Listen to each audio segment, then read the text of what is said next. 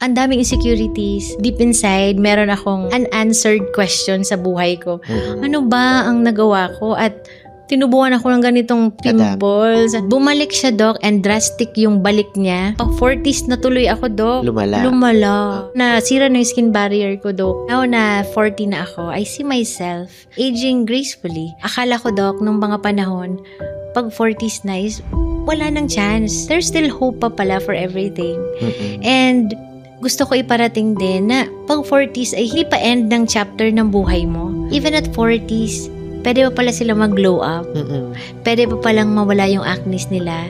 And at the same time, life begins at 40. Hindi naman yun ibig sabihin, mag-stop ka na ng kung anong ini-enjoy mo sa buhay mo. Kasi, yun palang start ng chapter ng life mo eh.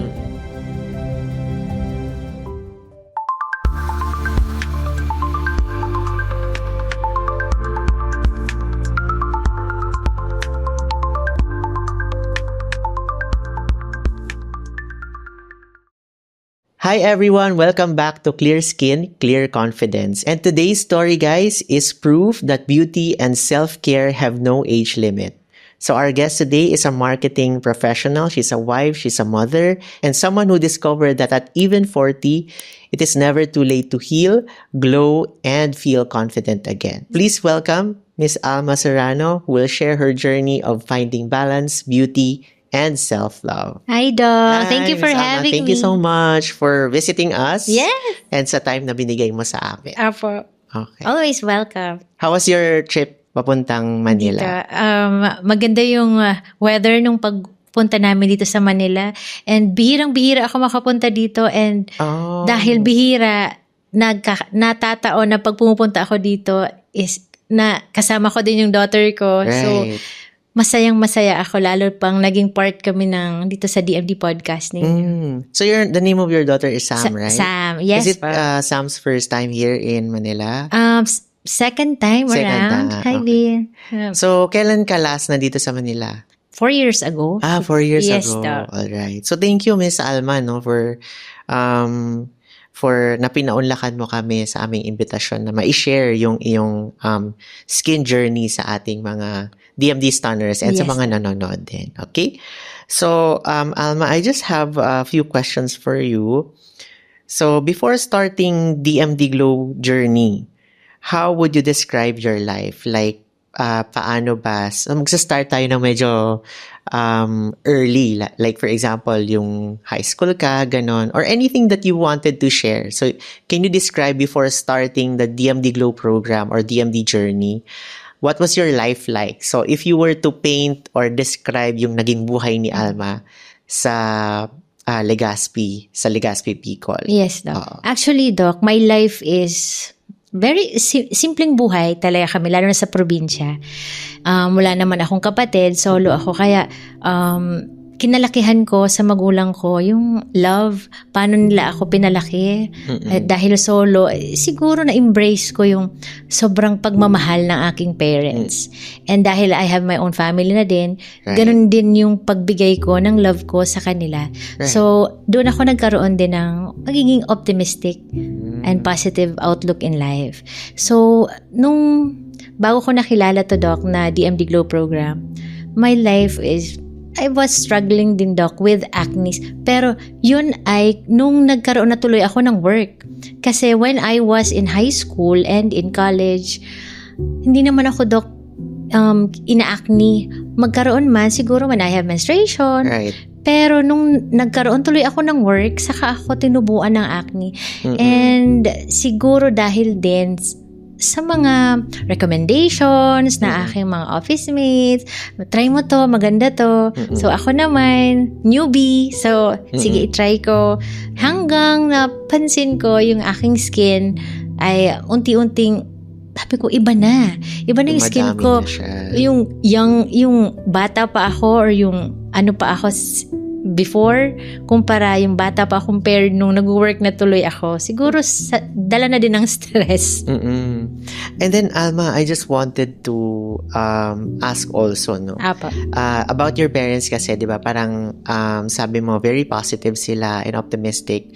And parang dun mo din nakuha sa kanila yung optimism and positive perspective mo sa life. Would you, can you give me an example na kung saan naka-encounter kayo ng problem or naka-encounter sila ng problem and parang nakita mo, this is how they handle problems, very positive and optimistic. Parang yun yung nagtatak sa'yo or tumatak sa'yo na parang, ay, maganda yung ang perspective ng parents ko sa buhay. So would you recall how they handled like mga problems before? Yes, na masasabi mo na parang, ay, na-appreciate ko yung mga parents ko dahil napaka-positive nila and maganda yung perspective nila sa life.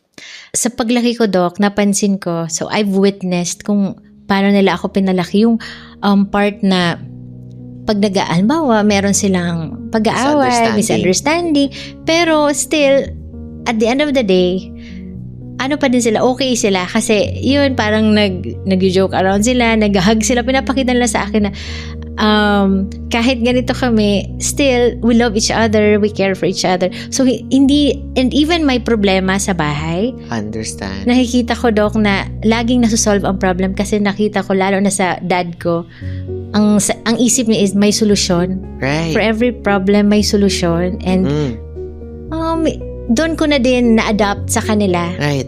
Yung way of life nila, right, and sa akin na din. So parang dun mo na-realize na parang dahil pinapakita, even though hindi nila sinasabi sa'yo na pag nag-aaway may problema, naayos din at the end of the day. So dun mo nakuha ba yung parang, kasi may sinabi ka sa akin na lahat ng problema may solusyon. Yes, daw. So parang nakuha mo growing up, looking at them, parang na-absorb mo yung ganong perspective din. Okay, that's very nice, no? And also, Alma, you mentioned before, kasi nakapag-usap na po kami ni Alma before this and nakilala natin na mas malalim si Alma. And you mentioned also, Alma, na nag-working student ka. Kasi I'm sure maraming nag-working student. Naisip po kasi at a younger age, sabi ko, gusto ko din magkaroon ng income. So, naisip ko, what if I try to be, while working, while studying, nag-try ako mag-work in Jollibee for almost 6 months. Tinapos ko yon, end of contract ko. Then after yun, nag-pen shop din ako. Sabi ko, sayang ng mga pagkakataon. Gusto ko din matry at a younger age na ganito pala ang feeling pag gusto ko nagtatrabaho ka na din. And in preparation din sa totoong buhay, para pag ako naman ay nagsolo, ay marunong na din ako at gusto ko maging, kasi meron silang iniisip na kapag solong anak is nakadepende lagi sa mga magulang. And gusto parang ko yun spoiled. Masasabihan ka ba dati doon? Opo, lagi ang ganun iniisip ng mga tao. Pero ako gusto ko mabago yun na hindi naman lahat ng solong anak ay spoiled. Gusto ko yun na, gusto kong i-challenge ko yung sarili ko na I can do and magkaroon ako income by my own self. And yun, gusto ko yun ipakita, i-prove sa parents ko na pwede pala. So yung tanong ka lang, follow-up lang na question, Miss Alma, no? Baka makalimutan ko lang kasi. Sige, yung si mommy at daddy mo pa, itong choice mo na mag-working student, is it like a personal choice or you felt like nangailangan ka din financially? No, it was a personal choice kasi gusto ko siya ma-experience kasi gusto ko pagdating ko sa real world ay pag sinabak ako ay alam ko prepared ako at hindi yung parang but mapapaisip ako na ay, hindi ko pala kaya. Dapat lagi lang ako nakadepende sa mga parents ko. Pero, hindi, na-prove ko na kaya ko pala. Kaya ko pala. Ano kaya nag-trigger sa'yo nun? Ay, before that, no? Ano po ba yung, if okay lang, ano po ba yung work ni mommy at saka ni daddy? Both po sila nag-work as government employee. Government employee po sila. And then ask ko lang din, paano po nag-come to realization na parang gusto ko din matry na ako to stand on my own. Kasi hindi po biro ang mag working student. So, ano po yung nagpa-trigger sa inyo or nagpa-realize sa iyo finally, yung moment? Can you describe that moment or realization na, ay, gusto ko maging working student? Nataon lang kasi nung mga panahon, uso yung mga classmates ko sa college. Kasi habang nagtitesis kami, konti na lang yung load ng aming pagpunta sa school. So, madaming free time. Okay. So, sila halos nag-working student din. Sabi ko, what if na-inspire i-try? ka? Na-inspire ako sa kanila. Sabi ko, sige, i-try ko din. At ansaya din na kahit konti makabigay ako sa parents ko, ma, eto pang manicure, pedicure mo. At least nabigla sila kasi ang sarap ng feeling, Doc, lalo na kung nag-a-apply ka, tapos nakapaskil yung pangalan mo for Alma Serrano for second interview. Ganun pala. So, in preparation talaga, Doc, after ka makagraduate ng college, para alam ko na din. Okay. So, during this time ba, nagkakaroon ka din with struggles or problem with acne na din while you were a working student? Ay, wala pa ako, Doc. Wala pa Doc, nung acne talaga. Ay. Nung pag-work ko talaga sa bank, doon. Okay. So, nung nag-work po kayo sa bank, anong age nyo po nga nun ulit? When I graduate, Doc, in 2004, nakapasok, Doc, ako kaagad din sa bank. Okay. As a frontliner din. Start ako sa new accounts. Then So, teller. yung age mo nito is? 22. So, 22 ka nagkaroon ng acne? Apo. Yan, doon na, Doc. Pero pa konti-konti lang ba? Konti-konti lang, Doc. Konti-konti lang. Okay. Doon ako nag-start, Doc. And then? Nanibago ako, Doc, kasi sabi ko, hindi naman ako tinutubuan ng acne before. Magkataon naman, pa konti-konti lang. Pero yung tubuan kang bigla, sabi ko, ay, may something. During menstruation lang? During menstruation lang, Doc. Pero nung tinubuan ako, Doc, ng acne, alam ko na yung nakatrigger nun kasi may na-recommend sa akin. Uso kasi, Doc, sa bank, minsan may pumupuntang mga ang naglalako, try mo to skincare, ganyan. Sabi ko, sige, try ko.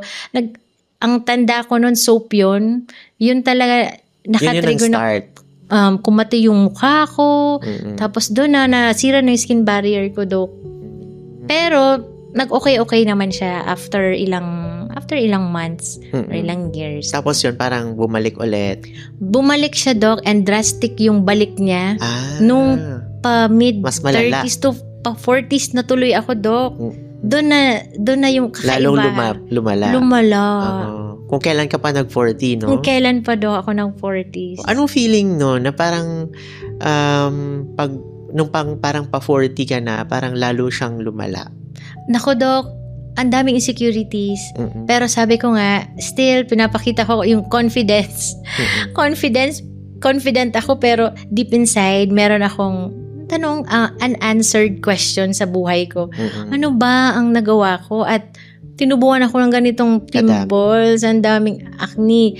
And doon na din pumasok yung may mga clients kasi normally, Doc, kapag working ka na banking industry, lalo na as a frontliner, ang number one mo dyan, tinitingnan ng mga clients mo is yung face, yung face, personality, maliban sa pleasing personality, meron silang society expectation na kapag nag-work ka sa bank, dapat ganito ka, prim and proper, maganda yung itsura mo. Pero, once na binibigay mo yung lahat, yung siniserve mo sila, tapos tinitingnan ka nila, naku-conscious ka din, pero okay lang, sige, go lang. Basta maserve ko naman sila. Importante yun sa akin.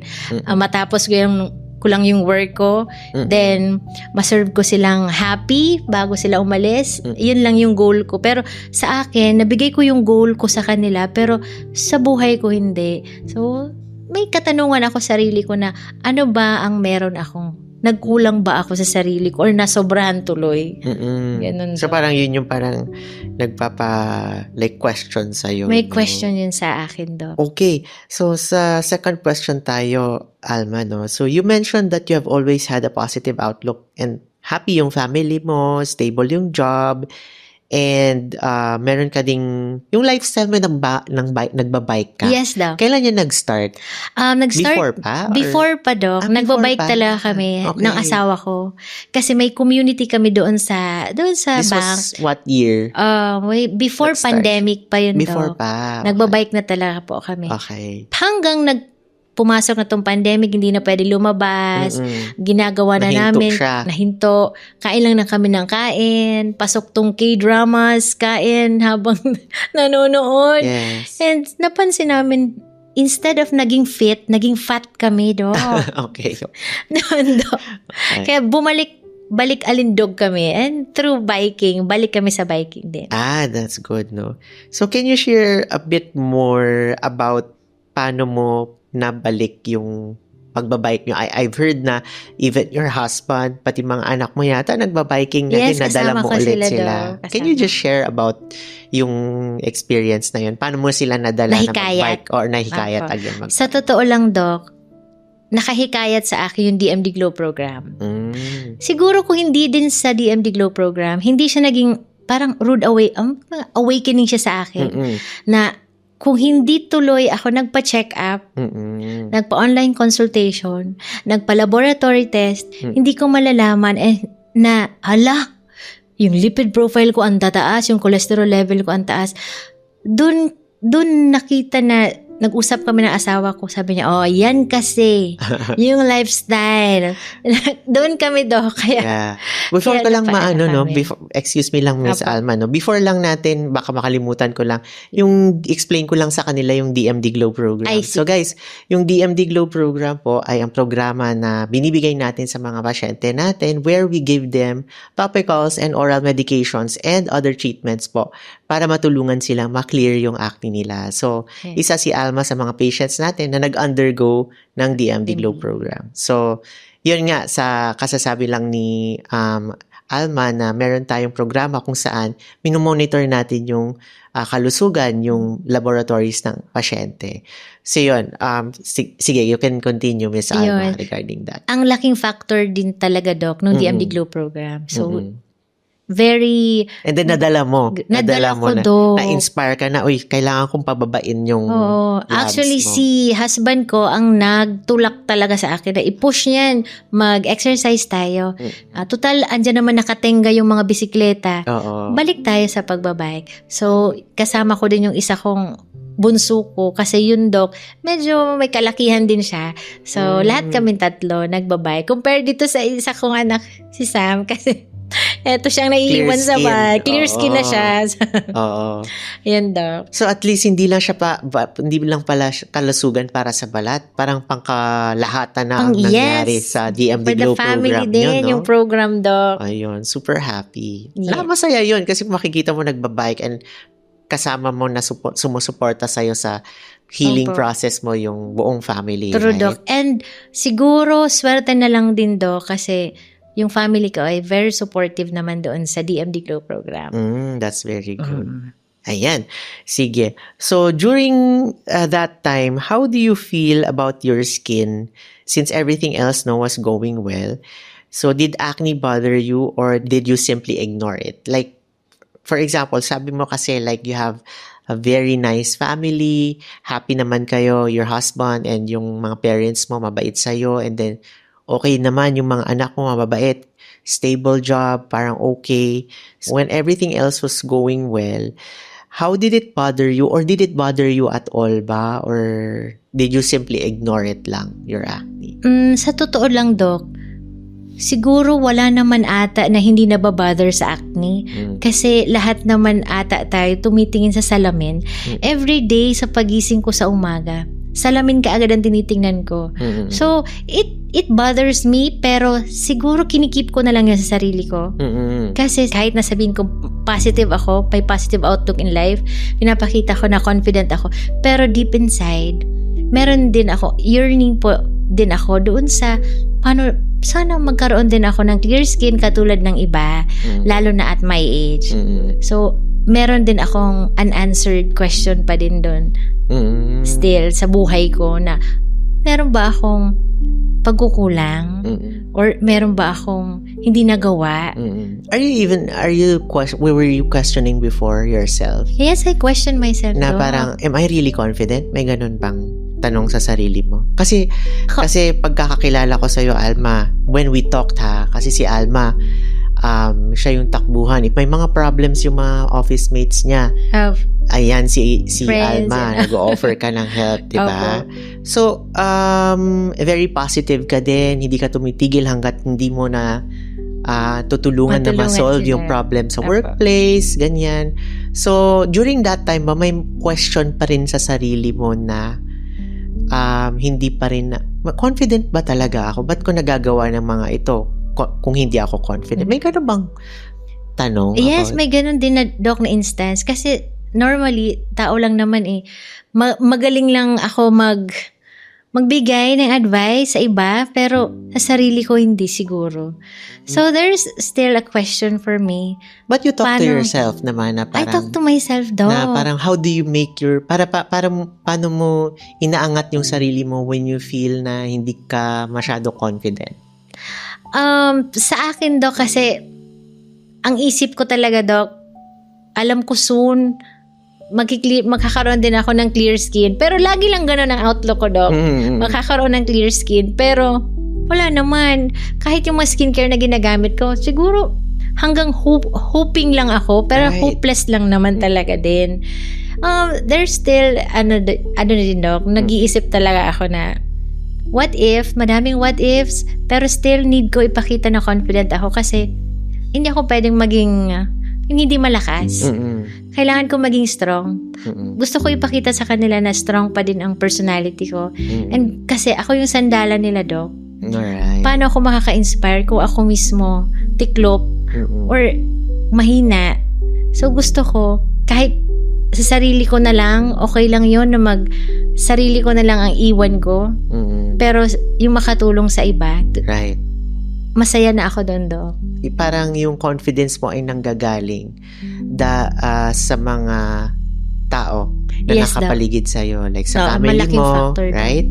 Sa mga parents mo and also sa mga workmates mo din. Yes, no? Doc. Parang dun ka humuhugot ng confidence. Yes, Doc. Like, yun nga, parang natutulungan mo sila sa mga problema, sa paggabay sa kanila. Yes po. Yung outlook mo na positive, na ipapasa, sabi mo nga, na ipapasa mo din sa kanila, di ba?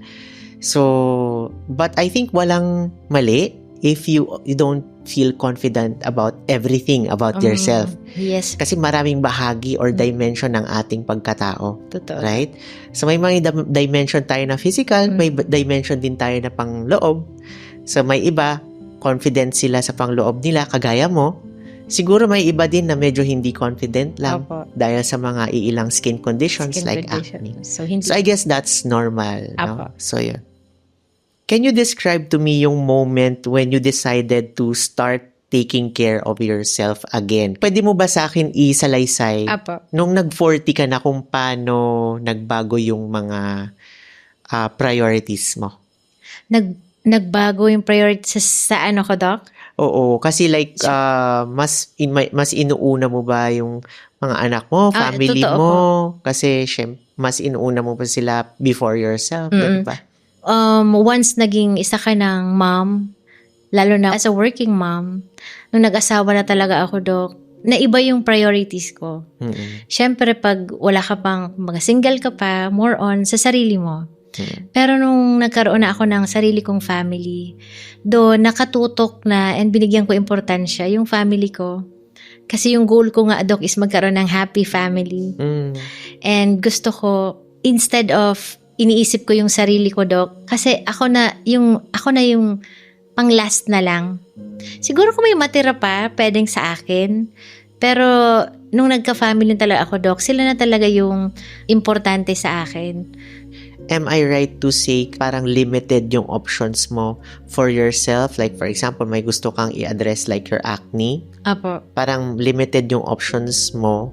Kasi kung ano na yung natira sa'yo, doon mo parang i-adapt kung ano man yung choices na meron ka para sa acne mo. Kasi uunahin mo yung family mo. Yes, Doc. Yung needs ng family, ang inuna ko muna. And if ever man may portion doon para sa akin, siguro mali lang talaga yung mga skincare na nabibili ko din. Okay. Bakit sa tingin mo paano ba yung paghanap mo ng skincare? Can you describe? Sa totoo lang, Doc, ang paghanap ng skincare, trial and error talaga siya, Doc. Number 1 dyan is yung mga recommendations, advice, try mo to, best daw to, uso to, ito daw yung number 1 trending sa ganito. So, ako naman, sabi ko, sige, masubukan. Paano malaman? Yun nga, parang i-risk ko talaga kung paano ko malaman kung proven and tested kung ano talaga, yung skincare. So, try and try yun. Hindi nag-succeed yung aking skin. And then, internet din, no? Through internet din. Ang laking factor. Pero dahil din sa internet, social media, nakilala ko yung DM. Oh, thank you so much. Yung sa... Yeah, sige. Since na-mention naman na ang about sa DMD, kwento mo lang ng mabilisan. Paano ka nakapasok or sa pumunta DMD. sa DMD Glow program? So, paano siya nag-start? Hindi ko talaga kilala ang DMD, Doc. Until yung office mate ko, dahil yung cousin niya ay nagpapa-treat sa derma sa Legazpi. Ang nire-recommend doon na sabon ay yung Azelane soap. Then, nag-try yung office mate ko. Sabi niya, Ma'am Alma, try mo ito kasi sa akin, oily skin ako. Ikaw kasi yung acne prone. What if itry mo? Tingnan natin kung mag-work kasi nakita niya sa TikTok yung mga before and after acne transformation. So, sabi ko, hesitant ako, Doc. Kasi mag-start mo na sa Azelane soap. Sabi ko, hindi ko sure. Sabi ko, sige. Pinalipas ko yung, Doc, ng mga siguro 2 buwan bago ko itry. Pinilit niya ako, sige, itry mo, Ma'am Alma. Sabi ko, sige, try ko. Nag-try ako, Doc, sa Azelane. Nag-work siya sa akin. Sabi ko, sige, hanggang pa isa-isa, nabili ko na yung acne reducing spray, yung moisturizer, yung lahat. Sabi ko, hala, maganda pala nung effect sa akin. Right. So, ginilid ko na napunta ko na, Doc, sa gilid yung mga iba kong ginamit. Sabi ko, mali pala yung ginagamit kong skincare. Mali pala yung mag self-medicate talaga. Kasi hindi, sabihin natin na, alam ko yung katawan ko. Pero hindi ko alam yung nangyayari sa acne ko. And hindi din ako talaga yung makakabigay ng solusyon kasi meron talagang isang doctor na pwedeng siyang gagamot talaga sa acne ko. So, para sa akin, hindi talaga magandang mag-self-medicate. So, yun, Doc, sa DMD talaga, Doc, ang nakahikayat sa akin, yung office mate ko, then, hanggang pinanood ko na, Doc, yung sa TikTok. Videos. No, nakita ko, Doc. Isa-isa ko, Doc, yung videos mo, Doc. Hindi na ako, wala nang K-drama. Lahat, Doc, ikaw na. Ikaw na, Doc, sabi nga ng asawa ko, puro Doc Mike na lang ang pinapanood mo. Si Doc Mike yan, no? Doc Mike na naman yan. Pero, yun, Doc. So, sabi ko, nahikayat kasi ako, ang ganda, ang galing. At saka naalala ko kasi, tinatag mo ko sa videos mo. Sabi ko, ang galing namang gumawa ng video na to. And then yun nga, parang nakita ko yung pattern ng acne mo. And then na-message siya kita about the DMD Glow program. So yun, very thankful din kami, Alma, no, na you trusted us sa process. And nagpa-consult ka sa DMD Glow program. And ayan na, si Alma now, no, yung skin ni Alma. When you heard about DMD Skin Sciences, ano yung pumasok sa isip mo? Did it make you question na parang, bakit may acne pa rin ako at 40, 'di ba? And parang hindi ba 'yun naging balakid sa na parang hindi ba naging balakid yung edad mo or yung pag-iisip na 'yon na mag-go into a serious treatment like consultation with a dermatologist, ganyan? Challenge ko, Doc, yung sarili ko. Sabi ko, kailan pa ako magpapatreat? Once in a lifetime naman ito. Kailan pa pag 60 na ako pag hindi na. Gusto ko din, Doc, ma-feel kung paano magkaroon ng clear skin. Kasi almost, nag-start ako sa bank, 24. Nagkaroon ako ng clear skin, as in totally walang acne. Ngayon, Doc, na 42 na ako. Ang tagal ko din, Doc, na hindi naranasan nagkaroon ng clear skin. So, it was a dream para sa akin, Doc, na makapasok sa DMD Glow program. And gusto ko talaga siya, Doc, matry. Actually, Doc, dahil din talaga sa'yo, Doc. Kasi kung hindi din talaga sa'yo, hinikayat mo ako, Doc. And nakita ko, Doc, na ang bait. Kasi, Doc, hindi lahat. Hindi lahat ng derma ay kasing bait mo, Doc. Okay. Number one, walang halong biro. Sige po.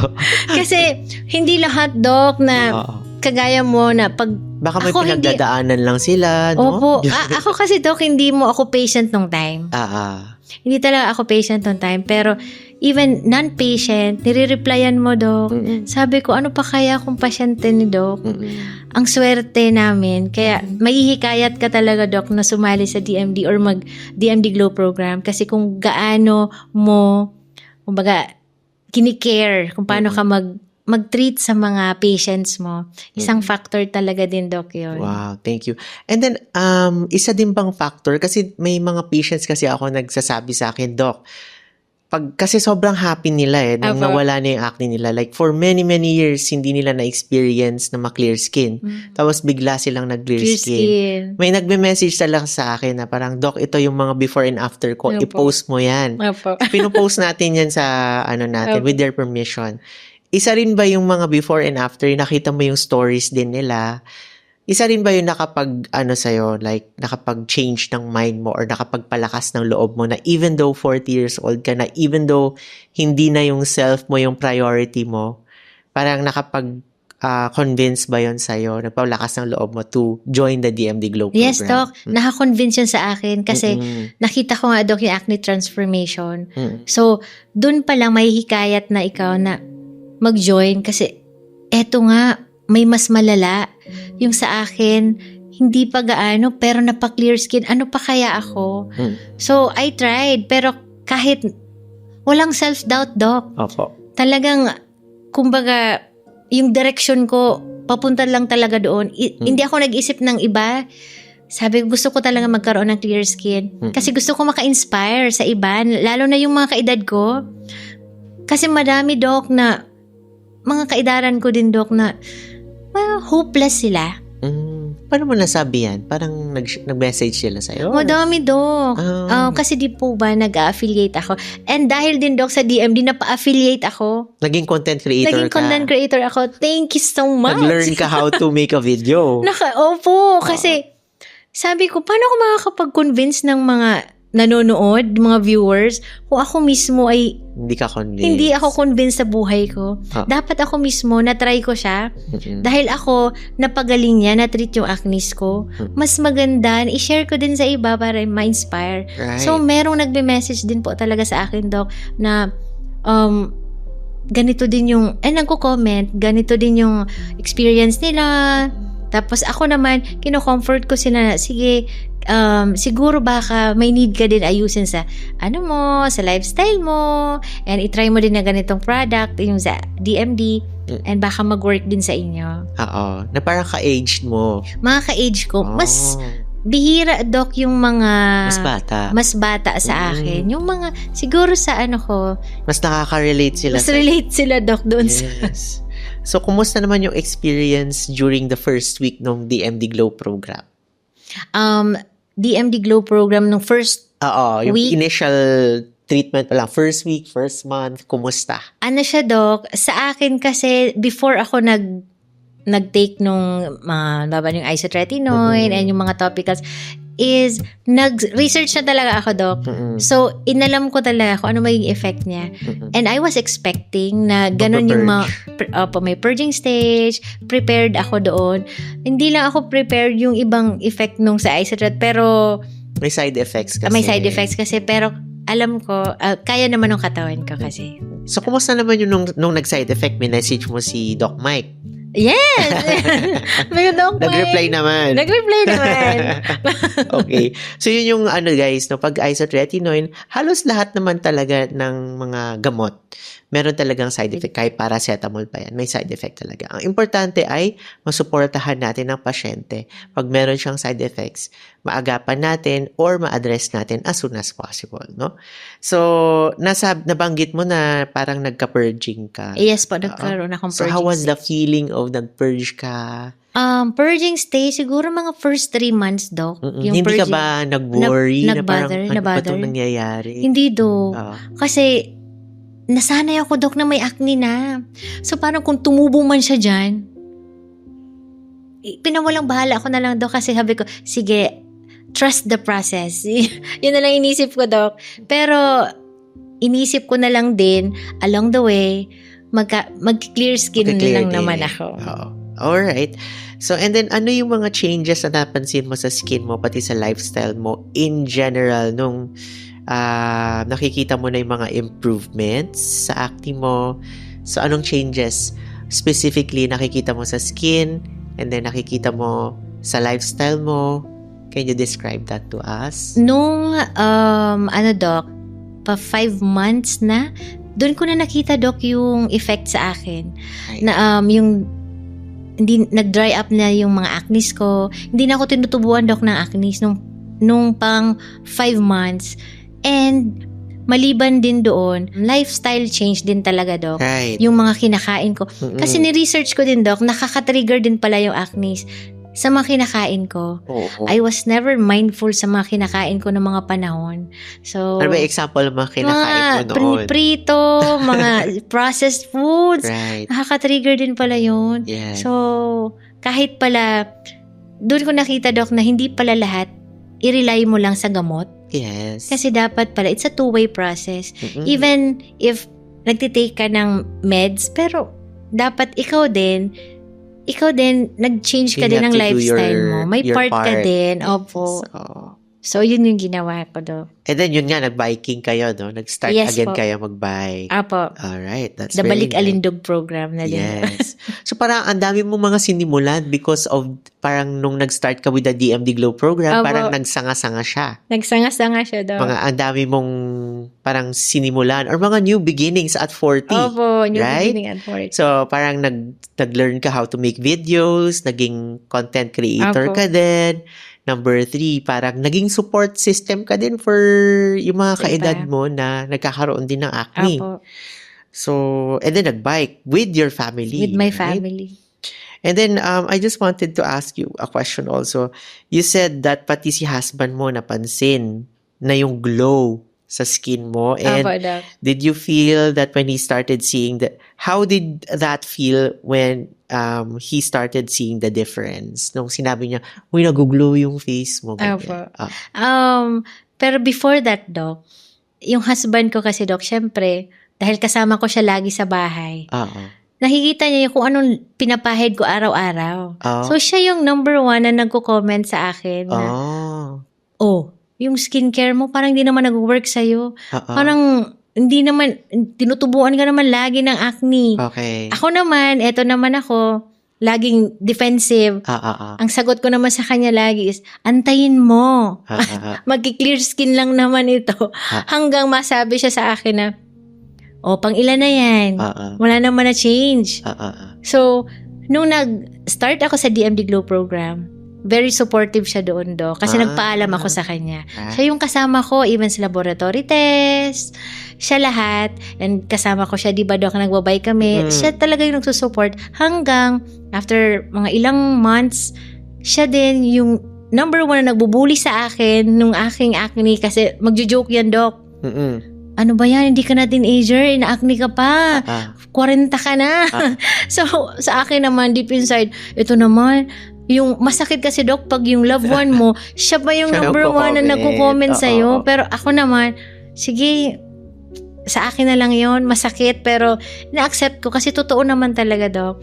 Pero after a while, nung yung DMD Glow program, siya din yung number 1 na bully ko. Supporter. Siya yung number 1 na siya din yung pinakauna na nakapansin ng glow up ko. Sabi niya, uy, effective yung program sa'yo ni Doc Mike. So, yun, So, Doc. how does that feel? Masaya, Doc. Saya. Kasi, ang sarap sa feeling na yung basher mo sa bahay is siya na yung nagsusupport and siya yung doc na nakapansin ng glow up mo. Masarap. And then, feeling.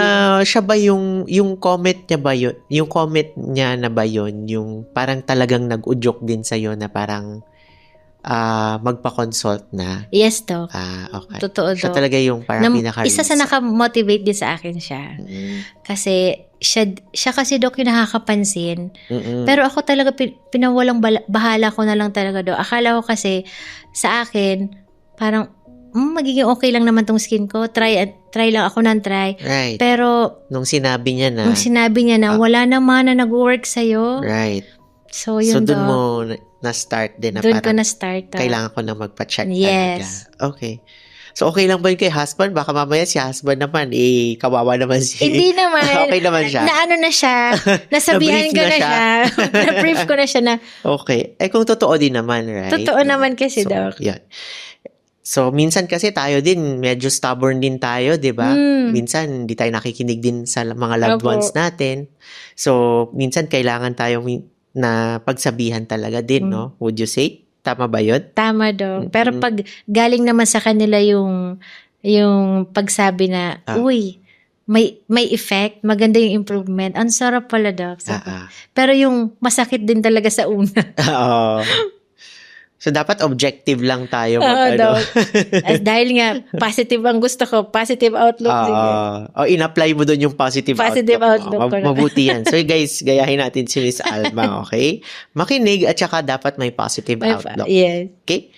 So, nabanggit mo kanina na naapektuhan pati yung lifestyle ng husband mo at ng family mo. Paano nagbago yung daily routine nyo together? Daily routine kasi, Doc, nung nag-DMD Glow program ako, nagkaroon na kami ng time. Kasi dati, Doc, wala kaming time for mag-exercise. So, every weekend, yung Saturday, Sunday, so, doon talaga, Doc, nilalaan namin yon. So, 5 o'clock in the morning, hanggang 7 o'clock, nagbabike kami, Doc. So, wow. Damay ko na din sila. Damay na rin. About the food din also? Kasama yung sa food. Naging conscious kami, Doc, sa mga pagkain. Oops, ang dami na naman, mamantika na naman ang niluluto mo. Dapat gulay na naman tayo, change naman. Kumbaga, naging kami, Doc. Aware. Aware kami sa mga kinakain compared before. Alright. How about sleep? Sleep? Ang tulog? Sleep, Doc. Sabi, as much as possible before 11, makatulog na ako. Okay. Yung mga bata, kasi yung mga bata yata, yung may klase din, yes, mga requirements, medyo late sila matulog. No? Silang late, medyo nag-sleep. Hopefully, makahanap sila din ng magandang schedule para makasleep sila. Nung nakikita mo yung mga transformation na nangyayari sa'yo, as a woman who now feels more confident, balanced, and in control, no? So, how did this transformation make you feel? Parang nagtatransform yung skin ko, nagtatransform din yung pakikitungo sa akin or yung comment ng husband ko. Tapos nakikita ko yung family ko, parang we're united, na maging healthy. How does this make you feel po? Actually, Doc, ang sarap ng feeling.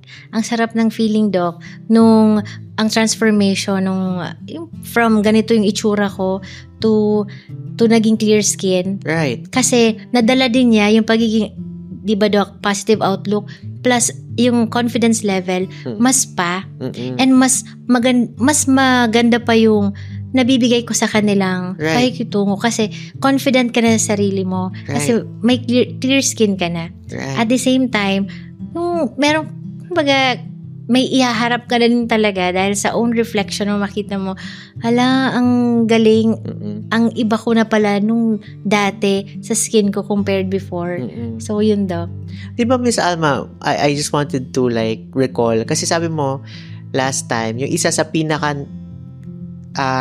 balakid or parang nagiging reluctant ka to treat yung acne mo because you think na para sa sarili mo, inuuna mo yung family mo Pero nangyari dito parang naging baliktad. So parang nung finally nag-decide ka na parang i-treat mo, take care of yourself, ang ending is pati yung family mo nadamay sa healthy lifestyle. Yes, diba?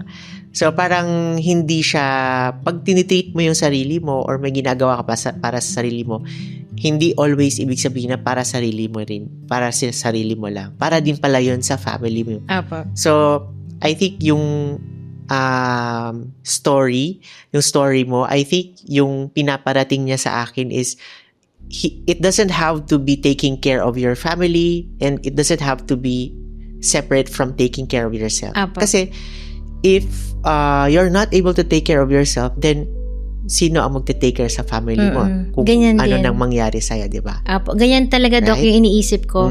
Kasi, ang number one goal ko is, gusto ko mapahaba pa, Doc, yung buhay ko. Oo. Kasi gusto ko makasama pa silang mas matagal. Right. So, kung pinabayaan ko yung sarili ko, paano na lang din yung family maiiwanan ko? Understand. So, dapat, ako mismo, dapat pala, ay, may times na inuuna mo din pala yung health and wellness mo. Kasi hindi lang naman yun para sa akin. Para din naman yun sa kanila, sa family ko, Right. sa loved ones ko. And then may na-trigger yata to lalo na parang gusto mong maging healthy, you want to take care of Yes. yourself because of a certain event yata. Yes, Doc. Kasi, Doc, Can you tell me about last that? year, it was November. Yung aunt ko, Doc, is super close sa akin. Sino po? Sorry. Yung kapatid siya ng mom ko, siya Tita yung mo, bunso. okay. So, tita ko siya. So, very close siya sa akin. Mm. And wala akong alam na iniinda siyang sakit. Until nalaman ko, na-rush siya sa hospital. Tapos, pagka nalaman na lang namin na namatay siya. So, sabi ko, hala, anong nangyari kay auntie? Kasi, ba't wala kami alam na may sakit? Mukhang healthy naman siya. Healthy naman siya. All this time, ang alam ko ganito. Yun pala, meron pala siyang mga karamdaman na hindi niya sinasabi sa mga anak niya. So, doon na-trigger, Doc, na sana, siguro, kung inuna din niya yung sarili niya, baka mas mahaba pa yung life niya. And mas mahaba pa yung nakasama pa niya, naabutan pa niya yung mga apo niya, lahat. So, yun ang nakatrigger sa akin, Doc, na huwag kong pabayaan yung sarili ko. Kasi kawawa naman yung mga bata kung ako din. Kasi pag ako, Doc, naging mahina, and namatay din ako, Doc, Diyos ko, Lord. Pero paano naman sila? Kawawa naman sila. So, dapat talaga unahin din yung health and wellness mo din po. I understand.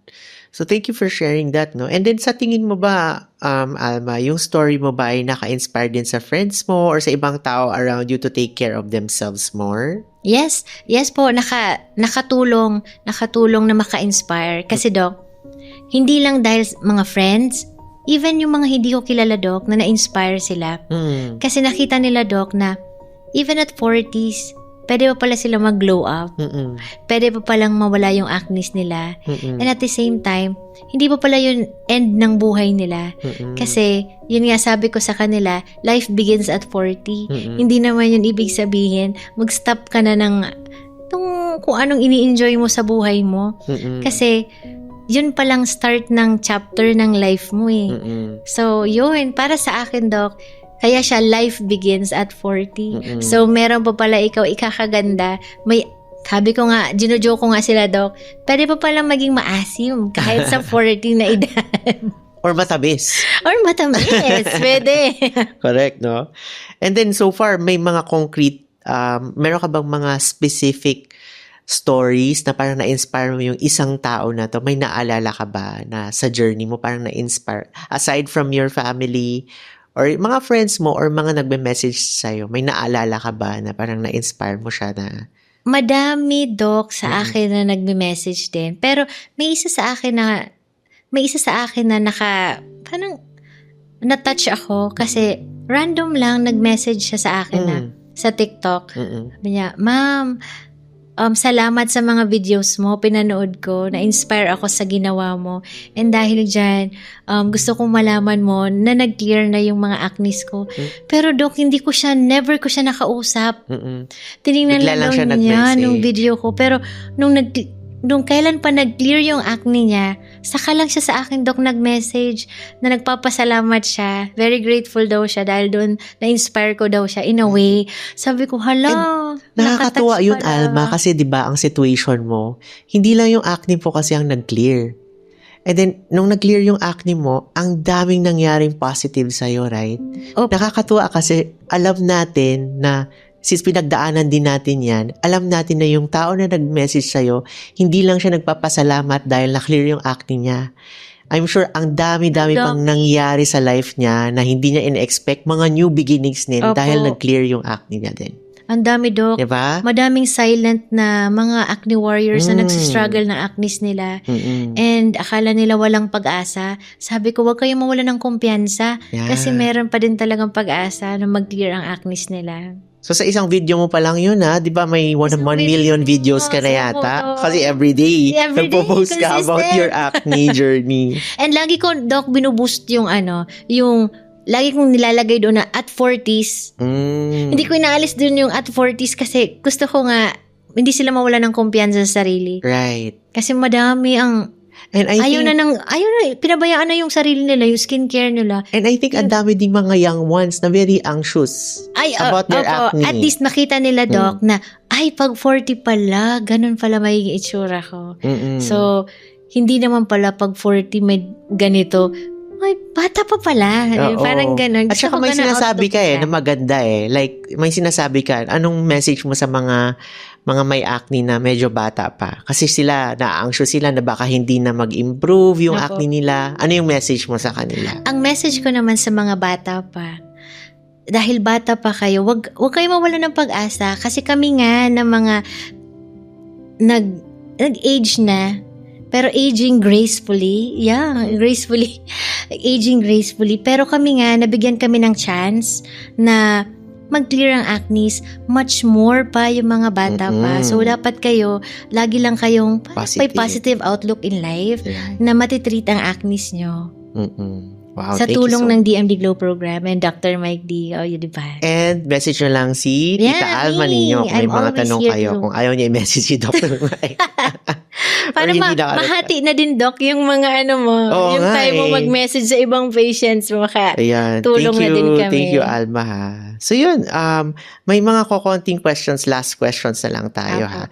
Now that you've gone through this journey, how do you see yourself differently as a 40 years old? Sabi mo nga, baka mukhang hindi ka na 40. Sabi ng husband mo, mukhang ano ka na. Opo. Anong ilang taong ka na?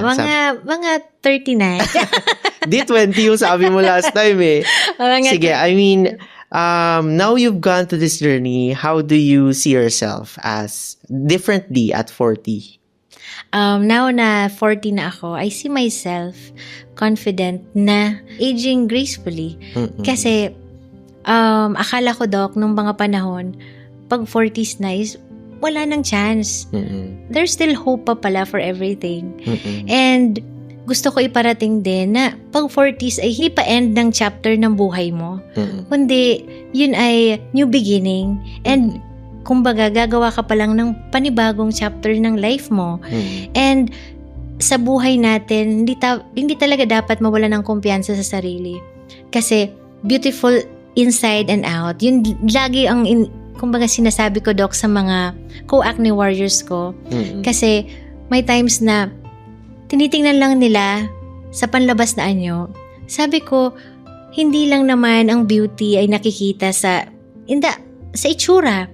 But at the same time, kumbaga, yung sa pangloob na kagandahan ng kalooban. Kasi nakikita naman yon eventually sa panglabas ng skin natin. So, magandang combination, Doc. Yung clear skin at the same time, sabayan pa ng nag-a-align yung inside and out. Alright. So, Alma, you've always believed that beauty comes from within, kagaya ng sabi mo. Yes po. Paano pa natin mas mapapalalim or paano pa mas napalalim ng experience na to yung paniniwala mong yon? So, after having all these things na ginawa natin sa DMD Glow program, since naniniwala ka nga na beauty comes from within, paano pa mas napalalim yung statement na to? Sa totoo lang, hindi naman lahat nabiyayaan ng ganda. And si Lord kasi is, wala naman talagang, kumbaga hindi naman lahat binibigay niyang perfect. Meron talaga imperfections along the way. Pero hindi balakid yung itsura lang. At the same time, dapat yung kagandahan pa rin ng loob. Kaya yun ang lagi kong sinasabi sa kanila na if ever naman, hindi tayo nabiyayaan ng kagandahan, pero ibawi naman natin sa kagandahan ng loob. And eventually, makikita naman yan sa yung beauty mo, makikita yan sa panlabas na habang ikaw din mismo, is kung mabait ka, yun, lalabas talaga yun sa itsura mo din. Pero not all talaga, Doc, they're given at yung perfect na itsura. Pero pinapakita ko sa kanila na huwag sila mawala ng pag-asa doon. Kasi even if outside, hindi ka beautiful, pero sa inside naman siguro, lahat naman siguro tayo is mababait. Alright. And then finally, ano yung gusto mong sabihin sa mga women out there na in their 40s? Yes, who gusto ko feel yan. na parang too late na to focus on themselves again. Ay, gustong-gusto ko yan, Dok, na tanong mo. Parang yung iba din, yung iba pa nga guilty eh. Opo. Parang nagigilty sila if masyado silang focus. Yung mom ko hindi naman siya 40, medyo mas matanda na siya. Opo. Parang yan yung parati niyang sinasabi, matanda na ako, nak. Sabi niya, hindi na yan bagay sa akin. Opo. Hindi na yan pwede sa akin kasi matanda na ako. Hindi na kailangan yan. Opo. So, ano yung mga masasabi mo for our women na 40s who feel that way, na parang too late na? Ako naman, ang lagi kong sinasabi sa mga kaidaran ko, and even in my mga 40s na din ng mga edad, hindi naman balakid kung ikaw ay, kumbaga, dapat hindi mo pabayaan yung sarili mo. Kasi, ang ginagawa mo naman is, hindi naman lang para sa'yo, kundi para din naman yan sa loved ones mo and sa family mo. And, at the same time, yung confidence din, ang sarap sa feeling na confidently, yung beautiful na inside and out. And yun din, lagi ko din sinasabi na hindi din katapusan ng chapter ng life namin ang pagiging 40s. So, meron pa din palang new beginnings after our 40s. So, there's a chance and gaganda pa din pala tayo and mag-glow up pa even if ganito ng edad namin. So, yun, Doc. Alright. Thank you so much, Miss Alma, no? So, yun lang. Ang masasabi ko lang din, wag kayong hihinto. At saka, simulan. Kung may mga gusto man kayong gustong simulan, may mga dreams kayo, simulan nyo yan at pagpatuloy nyo dahil deserve natin na malaman yung outcome at saka yung magandang kakalabasan. Yes. Deserve natin yan lahat. Kaya, fight lang. Yes, right? Yes. Miss Alma's story show us that it's never too late to begin again. So at 40, she chose to take care of herself, her health, and her confidence. And now, she glows inside and out. So to everyone listening, remember, taking care of yourself is not a vanity, it's self-respect. You can start your own Glow journey today through the DMD Glow program. And this is Dr. Mike, reminding you that confidence, health, and beauty always starts from within. Thank you so much. Bye-bye.